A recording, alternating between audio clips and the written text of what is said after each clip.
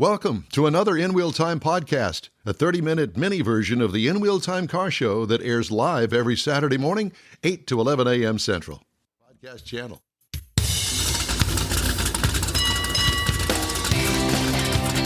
From the Sugar Shack World Headquarters, it's the In Wheel Time Car Talk Show. Just ahead, Gabe Shenhar, and I know that I've screwed that name up, but we're gonna clarify it with him because Mars was absolutely no help when I asked him earlier. I sent you something. I know you did. It was not helpful. Oh. Gabe is with Consumer Reports. We're going to talk about EV claimed ranges, how far your EV can go, what the manufacturer says, and what the reality is. What the reality is. Not unlike the way it used to be, for the most part, with EPA mileage. EPA mileage. I'm really interested to hear what he has to say because I never can make those numbers. Well, he's going to tell us about it. Conrad has the racing calendar and the car clinic, and later we'll discuss the stories making auto news headlines this week. Stay with us for hour number 2 of the In Wheel Time Car Talk Show. Howdy, along with Mike out of this world, Mars, King Conrad DeLong. I'm Don Armstrong. Glad you could join us today. Our tire expert and partner in all of this, Jeffrey Zekin, is in the grand state of Michigan. Enjoying a family reunion. A family reunion this week. And hi, Jeffy. We know that Jeffy's watching, so there's that. We miss you. Come on back. I know that Mars especially misses you. All right, from automotive news this week, 3 Tesla owners in California on Wednesday sued the automaker in a proposed class action that accuses the company of falsely advertising the estimated driving ranges of its electric vehicles. Lawsuit in the U.S. District Court for the Northern District of California cites a Reuters article published last week that reported Tesla had created a diversion team out in Nevada to cancel as many range-related appointments as possible after becoming inundated with owner complaints. The lawsuit's 3 plaintiffs cite occasions when their Teslas did not achieve close to their advertised ranges and said they had complained to the company without success. James Porter, a Petaluma, California-based Model Y owner, said in the lawsuit that on one trip, he lost approximately 182 miles of range despite only driving 92 miles. Yikes! The complaint seeks class action status to represent all persons in California who purchased a new Tesla Model 3, Model S, Model Y, and Model X vehicle. It seeks unspecified damages. And in typical class action performance is everybody in the class will get $1.75. The attorneys will make $200 million, and Tesla walks away scot-free. Well, that's a side story that we're not going to get into right here, but joining us now from Consumer Reports, Gabe, how do you pronounce your last name, please? Gabe, are you there? Can you hear us? Can you see us? We can see you, but we don't hear you. So I have a feeling that I don't think he can hear us. That he can hear us. So we're going to get to him in just a minute. Darn it. Mars is wearing 5 hats today. And so what are you doing? Pushing buttons. Why are you doing that? We're just trying to get a different... Push the one that says cut. No, one on this end, third one from the end. There you go. Okay. So we're trying to get him on the air here. Yep, he can't hear. He knows he can't hear us. Okay. Well, as we wait for that, I can tell you that, for instance, I'm going to give you some examples here that was supplied by Consumer Reports. The Ford Mustang Mach-E. Okay? Cool-looking vehicle. An SUV. It's not a Mustang, but that's another story for another day. They claim the official EPA range is 270 miles. If the battery and the car is cold, it only gets 188 miles. If it's a mild condition, it gets 250 miles, and under warm condition, it gets 275 miles. Mm-hmm. Because the battery performance improves with temperature. Yeah. Hyundai Ionic 5. Ionic. Ionic. Yes, you are. I am unique. Official EPA range, 256. Cold, 183. Mild, 245. Warm, 254. Tesla Model Y. 326 is the claim. for miles. Official EPA range. Cold, 186. Mild, 252. Warm, 274. So even at the best of all of the other automakers, which it's all right in there, similar. Well, I've been to Petaluma. It's never two- cold in Petaluma. It's 274 miles, but Tesla claims 326. Volkswagen ID4. Official EPA range of 240. Cold, 170. Mild, 224. Warm, 256. So somebody's going to sue them over those variances, which Yeah. is what I find just insane. You know, all of these people, you know, again, the attorneys are going to get rich and the people are going to get nothing. It's a battery. It changes with the temperature. It also changes with time. I mean, can I sue somebody because the battery in my iPhone degrades over time? No. Well, probably could, but no. Am I going to? No, because I understand that a battery is going to degrade over time. Right. And because of that, my usage is going to have an effect on the life cycle of the battery. So if I'm driving at 60 miles an hour with the cruise control on, I'm going to get better battery life than I'm driving like a wild man at 90 miles an hour like Mars does. Yeah. Well, this cell phone here, my Samsung Android, I'm almost ashamed to say it now because I've been ridiculed by somebody that we all know. You have an Android? Yes. Hey, at least you get rid of the flip phone. I've still got it. It's in the house. It's the backup, right? It's the backup. But, yeah, the battery life is much shorter now. Yeah. It's 6 years old. Yeah, we just replaced Angela's phone because her battery life got below 80%. Yeah. And they say that's when you trash it because there's a health indicator in an iPhone to look at the health of your battery. I don't know. We'll have to ask our Consumer Reports guy. Is there a health indicator for battery available in the instrumentation of the EV vehicles? You know, can you look at what your not what your battery life is or what your range is, but what the health of the battery is?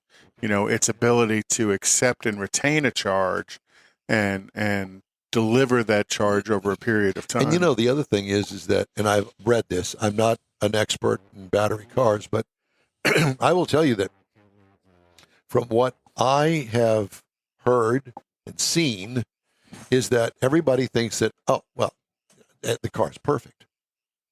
Not all battery packs are perfect. Right. And there are failures in battery packs. Well, especially when you look at a lot of the battery packs are not one battery. Oh, no. Some of them are series of batteries. Yeah. You know, and, you know, each of those batteries may be the size of a VHS tape, and there may be 400 or 500 of them, and any one of them in the middle that goes bad is not individually serviceable. You have to replace the whole battery pack. Now, there are some companies out there who have come up with... I can vaguely hear the speaker, but I can't make out what he's saying. Okay, well, I don't know what else to tell. Gabe, can you hear me? I can hear you very faintly. Faintly. Well, I don't know how else to help you in that regard. But we can hear you fine, so... If you can hear us faintly, at least you can hear us. I have you on full volume here. Okay. I don't know what to tell you. And Mars has got the wrong headset on. So I was talking about how on my iPhone, I can look in my iPhone and see what my battery health is. Is there such a screen or a device inside of EV cars to look at the battery health? Well, not exactly. Some cars give you a display of the battery state of charge as well as the range.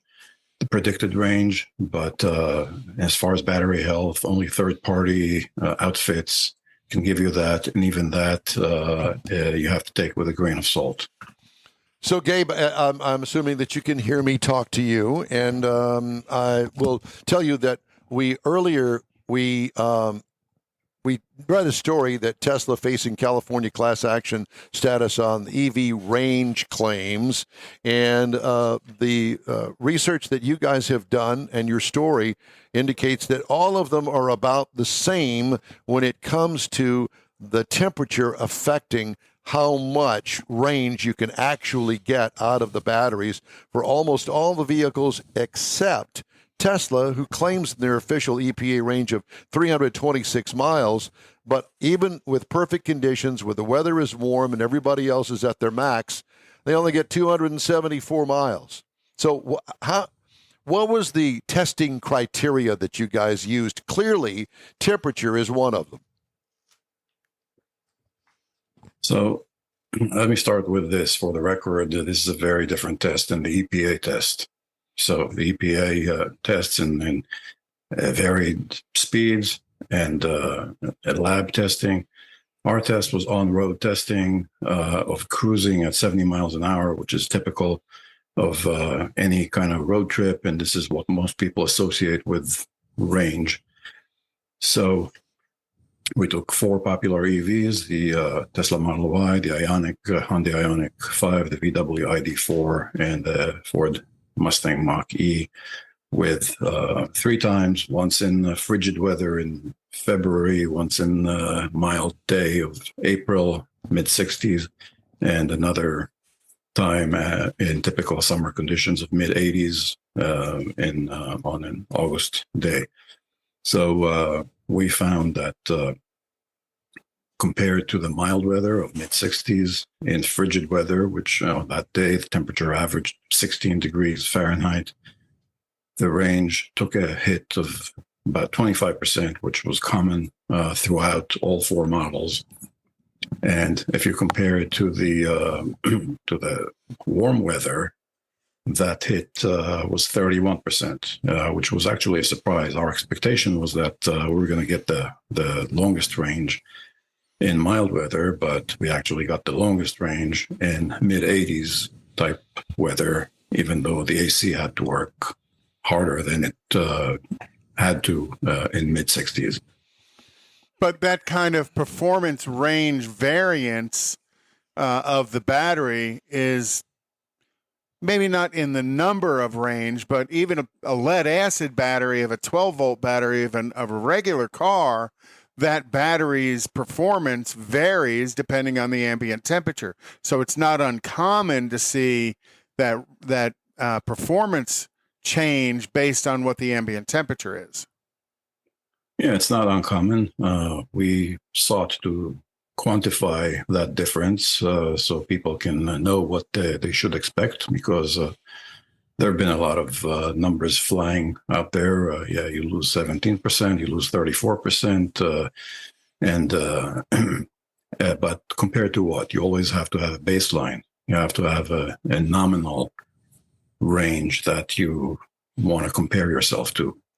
So that was the point of our experiment, and I'll just stress that everything was exactly the same. The route was the same drivers, the same regen setting, the same speed, the same setting for the climate control. So everything was completely equal except for the outside temperature. So do you think that there is the deviation is in the EPA testing for the battery range, or is it in the manufacturers jacking around with the EPA testing? Well, I can't speak for manufacturers or for the EPA, but there are all kinds of factors that go into the EPA testing, and all kinds of and manufacturers have a role to play.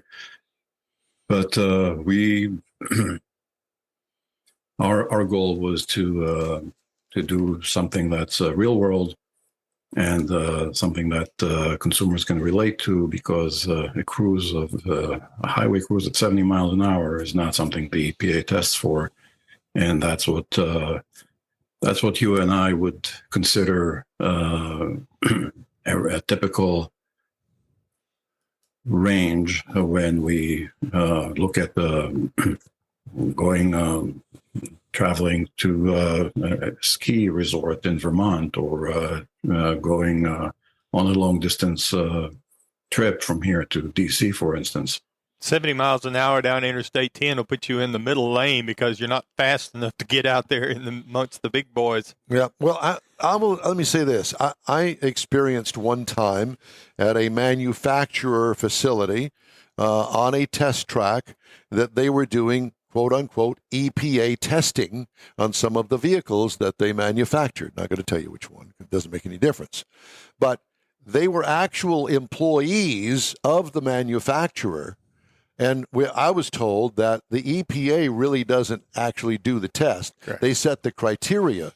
And the manufacturer reports those figures not only to the EPA, but that's what they put on the window sticker. Yeah. Is that the same for battery-operated vehicles? As far as I know, it is largely the same. So there is a collaboration between the EPA and the manufacturers in arriving at that number. Yeah. I will say also that there is a city number and a highway number for the EPA, but what consumers see on the sticker is only an overall number, a single number. So Consumer Report's goal was to come up with a consistent comparative test between those four vehicles with the range of ambient temperatures to show how that variance and deliver that to the public. That's exactly right. Yeah, this wasn't about proving anybody right or wrong. It was about, here's the data that we delivered and here's how we delivered it, because nobody really knows. And I don't know if Consumer Reports knows exactly what the test criteria is for the EPA numbers as well. You know, is that public knowledge, or is that something that they kind of keep to themselves? Because you got to remember, Volkswagen took a huge hit years ago about jacking with the system on the diesels and how they come up with their EPA fuel mileage numbers, and they paid a huge price for it. Yeah, it wasn't meant as a commentary about the EPA or about Tesla. It was purely meant as consumer information that would align expectations for anyone who owns an EV and for anyone who is a prospective EV buyer. I think before you joined us and you could hear us, I read the story that Automotive News had just a couple days ago, that Tesla facing California class action on its EV range claims. And as you found out and gave us the information, the official EPA range, 326 miles, when in reality, on a warm day, the Tesla Model Y only got 274 miles.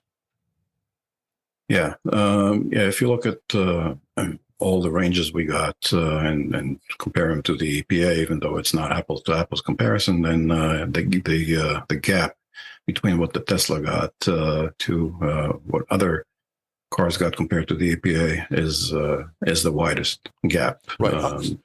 Just for what it's worth, that the Model Y, the Tesla Model Y, and the Mach-E were within 1 or 2 miles of range on each one of the 3 runs throughout.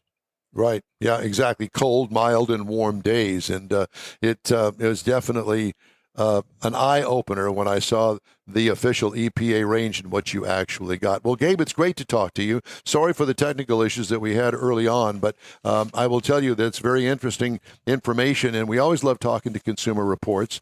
And I assume that this particular report is available to the public without having to actually join Consumer Reports on your website. Yeah, it is available to the public. We published it. We already updated the story twice. So if you just Google Consumer Reports, range tests, it should pop right up. Okay, consumerreports.org/cars/hybrids. And there you go. Gabe, thank you so much again for joining us today. We appreciate you. Thank you. Thank you. Okay. In-Wheel Time Race Card is sponsored by Texas Nostalgia Modified Production. Yeah, and as we were talking to Angel Sampe before, the next NHRA event is next weekend at Kansas, and then August 17th through the 19th at Brainerd. Then the U.S. Nationals is always Labor Day weekend, and the weekend after that is Maple Grove, Pennsylvania. So lots of stuff going on in NHRA. NASCAR next weekend is the Indy Road Course. The weekend after that is the Watkins Glen Road Course. Interesting to see two road courses coming into the championship countdown like that. And then August 26th is the second Daytona race, which used to run 4th of July weekend, but they did that Chicago thing 4th of July weekend instead. So I really like that Chicago race. I liked it. It was a shame that so much of it was rained out, but I thought it was a pretty interesting race. Right. Running for their lives. Formula One, the Dutch Grand Prix is the weekend of August the 27th. They're on their summer break right now. Think about that. I get a summer break. Summer break? You know, what the hell is that? They've always taken a couple of 3 weeks That's off dumb. in the summer. Because they think it's too hot. No, it's Formula One because they're all and they're all Europeans, and everybody They're gets all a prima donnas. month off all the time over there. And then the Italian Grand Prix is Labor Day weekend. You don't forget about it. Forget about That's it, right. eh? Don't And then forget about it. IMSA is going to be at Virginia International Raceway the 27th of August. IndyCar is at Gateway the 27th of August as well. Thank you, sir.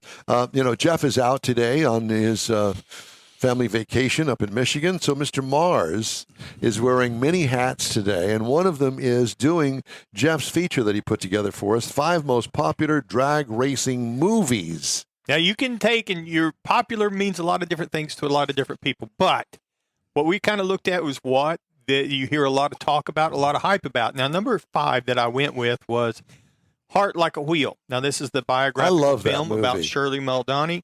This takes and it goes through her life. It kind of goes through her life story, brings her into the drag racing where she's trying to break into a sport that's dominated by men. Why didn't it cut? There it went. And so she had to, it goes into something about her life. It's not just a bunch of drag cars. Here's a shot of her dragster that she was running Top Fuel. She ran a little bit into the funny car world. And this right here is what I think is her most famous poster. Didn't stop when it was supposed to stop. Because you got too many damn fingers on the computer, Mars. You're right. Oh, here she is with the Mustang. Yeah, this right here is what I think. I have a signed poster of that. I do. I also have one when she was here and we talked to her in Baytown. And she says, "You sure you want me to put Love Shirley on there for you?" I said, "Absolutely." Well, I didn't get the love. But Love you, Donnie. Yes. So then number 4 is another one that's kind of become a cult for a lot of reasons, and it is Two Lane Blacktop.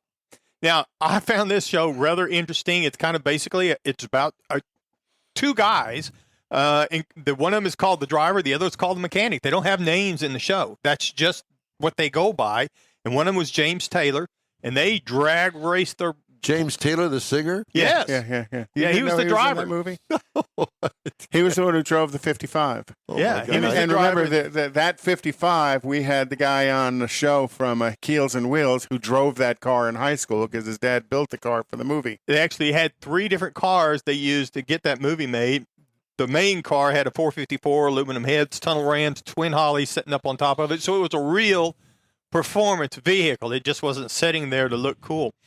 And it culminates in a big race between the 55 and a GTO, who are driven by Warren Oates, and they're racing for pinks. And I won't spoil it for you since you seem to have not caught it yet, all of it. And I think that was a 70 GTO Ram Air 4. Whatever. It matters to Number Pontiac 3. people. Now, this is where it starts getting into where box office really makes a difference. American Graffiti came out, and it was about the transition from high school going off to college and a night in Southern California this group of kids went through. Actually, it was Modesto, California, Modesto? which would What be did I Central say? California.